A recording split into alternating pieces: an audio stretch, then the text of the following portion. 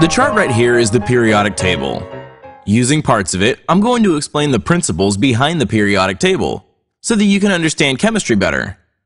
We're going to look at how the periodic table gives a nice overview of chemistry. Before we do anything, let's take a look at the history and the types of the periodic table. First, how many cells or elements are there in the periodic table?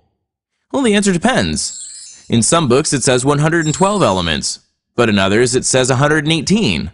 And some chemistry teachers use the following sentence as a true-false question.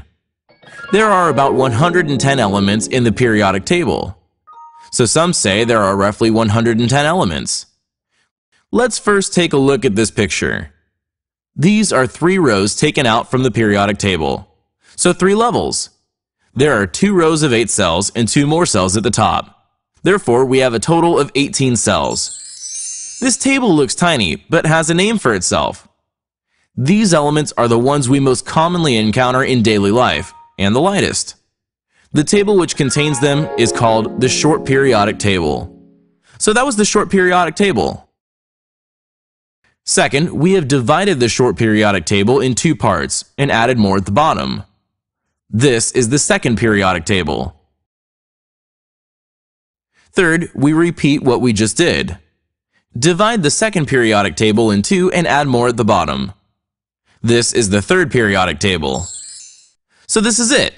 The periodic table extended downwards and for some reason was parted in half and elements were added from left to right. So why do we keep parting them? Why do we keep parting them every time we add on? Why? Because they're different.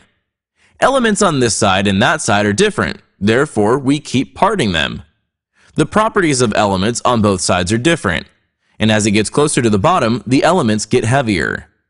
This is about 90% of what we should know about the periodic table. So I've explained 3 types of the periodic table. Is this it then? This is a little bit different from what I've shown you earlier. But let's take a look at the third periodic table. This is essentially the same thing as the one I showed you earlier, but it got too long. We need to make it easier to look at. So we take away the heavier and less common elements and add these right here. This modified periodic table is the periodic table we usually see. So today I've shown you 3 different periodic tables. Which would I be using to explain the basic principles of chemistry? Make a guess. You might think that I'd need at least one as big as the second one. But actually, the short periodic table is enough to make you understand the principles of chemistry. These right here are called chemical equations. You can write them and modify them. If we explore the world of chemistry using the first periodic table, it won't be too difficult.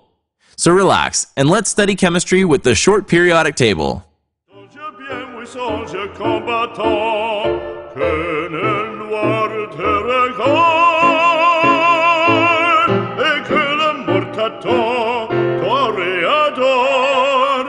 L'amor, l'amor